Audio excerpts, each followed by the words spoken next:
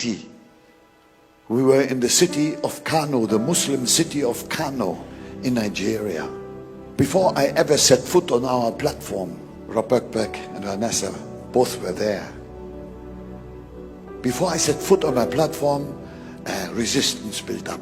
I said, Rob came to me and said, you know, there's smoke rising in the city. He said, come on the roof. There's smoke rising everywhere. Those fanatical people, some fanatical people I should say, didn't want our crusade gospel campaign to happen at all. And they were out to kill us, and me especially. And anyway, we were rescued, and the Lord did all things well. None of us was hurt. But for 9 years, I was not allowed to enter Nigeria. For 9 long years. We prayed, we fasted and prayed and cried to God, open Nigeria again. I tried every avenue to get the visa. I couldn't get the visa. I was persona non grata. But you know, when one door is closed, we don't sit in front of that door and weep hot tears. Because if one is closed, 1,000 others are open. And after all, Jesus said, go into all the world. Isn't it? So we went to another country and many other countries. We came to the country of Benin, French speaking. Benin.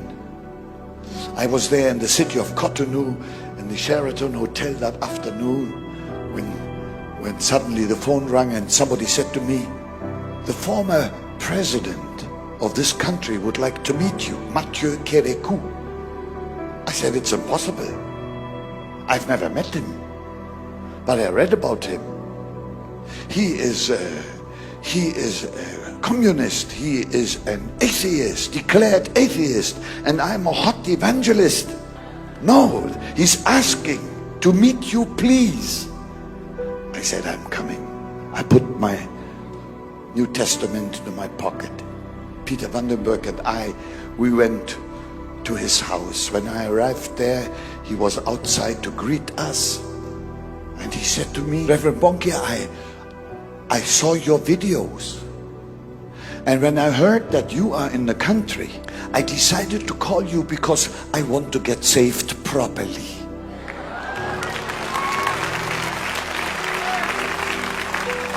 What? I never heard anybody say you wanted to get saved properly. So we went into the house, I took my New Testament out and I started to preach the gospel properly.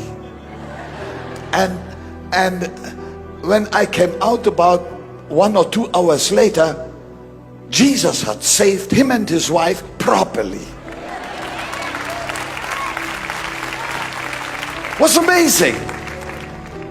But he was an ex-president. I said to Peter, what a pity, he is an ex. A year later, I come back to West Africa, to Benin. At the airport, I have a reception, unbelievable reception. Red carpet for the first time. A red carpet. And there was the evening news of national television. There was a Mercedes limousine waiting for me with police outriders on 4 motorbikes. The president had sent his own car. And then I heard the ex is no more ex, he's back in power. They drove me straight to the palace. And there he was, shining like the sun. A truly born-again man. And he said to me, have you brought application papers for me? I said, for what? He said, I want to join your Christ for All Nations team. I said, Your Excellency, your application is denied. The hand of God has lifted you into this position, and my prayer for you is that you are now in your mission field the best president this country has ever had. But I said, I have heard that you are a very good friend with the president of Nigeria. He said, yes, we are like twins. And then I told him my story. He said, I think I can fix it. I'll tell you how God fixed it. I couldn't get a visa for Nigeria, but the president of Nigeria sent his private jet to Benin to pick me up. And when we were streaking into the sky, the stewardess said, Reverend Bonnke, welcome to Nigeria. I thought, oh my God, without a visa. Hallelujah! You know, it struck me so forcefully. The Great Commission is our visa, entry visa into every nation of the world, because they belong to God and to nobody else. I arrived in Abuja, the capital city. The president put me up there in the presidential suite. Fabulous. I'd never been in such a luxury suite. At the main bed was a big red button. Thank God I don't press red buttons. But I see how afraid these people are. And then they sent a huge stretched limousine to take me to the palace. When I arrived there, I was ushered into that hall where the head of state was sitting. He chased everybody out. He wanted to be alone with the man of God. I said, please allow my two brothers to be with me here as well.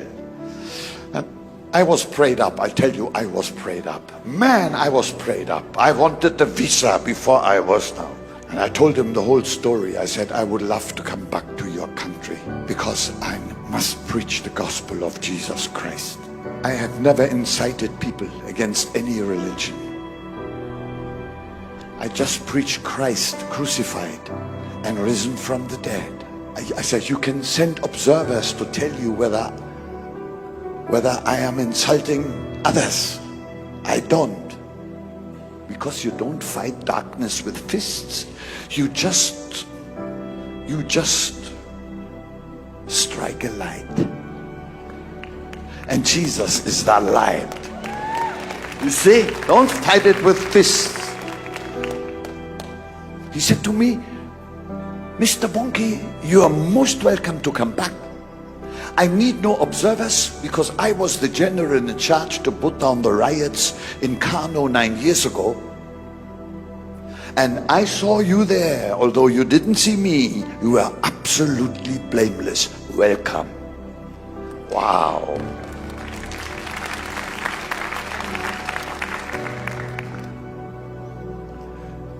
I was so glad. I went out, I was introduced to the chief of staff there. Chief of staff, I knew his name immediately.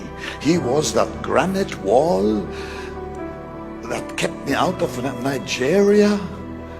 And for 9 long years, and he came to me and said, Mr. Bonnke, where have you been for so long?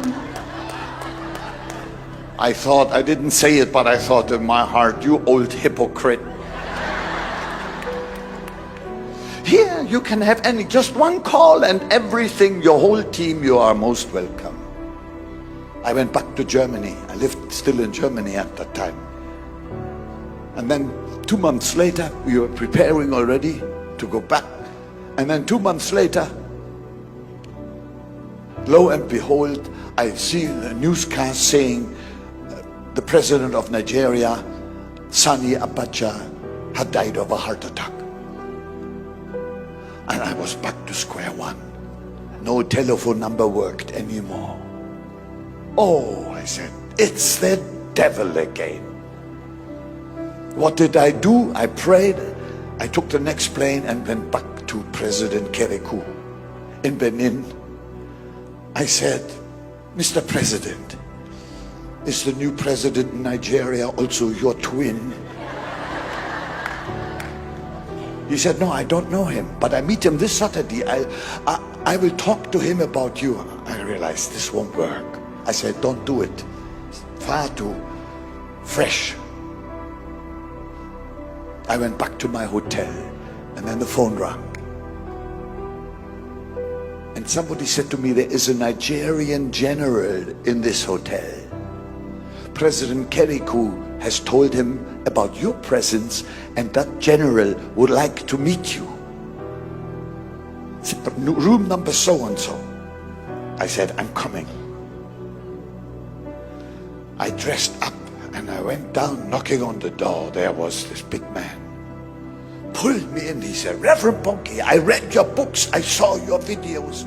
I'm so happy to meet you. I say, Mr. General, I need a visa. Can you help me with a visa? I told him the whole story. He said, no, you have to go through the government. But he said, in case you're not successful, I give you my cell phone number. And he wrote it on a napkin. I put the napkin right here.